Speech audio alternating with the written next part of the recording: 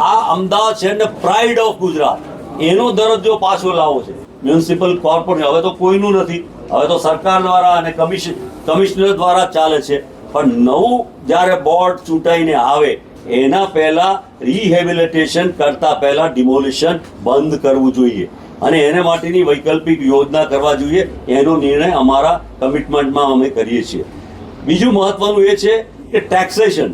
તમે ટેક્સનું શું સ્ટ્રક્ચર છે, કયા ગણિત પર કરો છો, એ ગણિત કંઈ પૂરું બરાબર ઠીક છે કે નહીં, અને એ ટેક્સ સ્ટ્રક્ચરનો લાભ તમે કોને ને ક્યાં આપો છો, કોઈ એવી વાત નથી.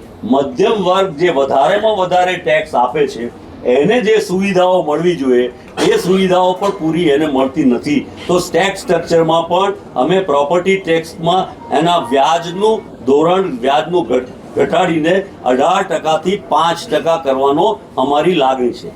અમારું તિરંગા અર્બન હેલ્થ સેન્ટર બનાવવાનો વિચાર છે કે તમે આ અમદાવાદ એક બાજુ ગોકુળિયું ગામ કહેતા હતા. ગોકુળિયું ગામનો અર્થ કે નાના નાના જૂથના ઘરો સાથે રહેતા હોય, અને સોસાયટીનું ફોર્મેટ એટલે શું કે થોડા વસાહતના લોકો ભેગા થઈને સાથે રહે.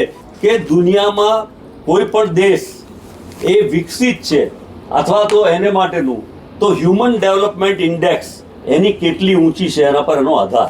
અને એમાં પણ એનું સૌથી ઊંચું કયું કે જે દેશમાં એજ્યુકેશન 100% હોય અને એનો રેટ ઊંચો હોય, એમાં વધારે ભણેલા લોકો હોય તો સારું થઈ શકે. અને એટલા જ માટે અમે હાઈટેક સરકારી માધ્યમિક સ્કૂલો કોર્પોરેશન દ્વારા બનાવીશું.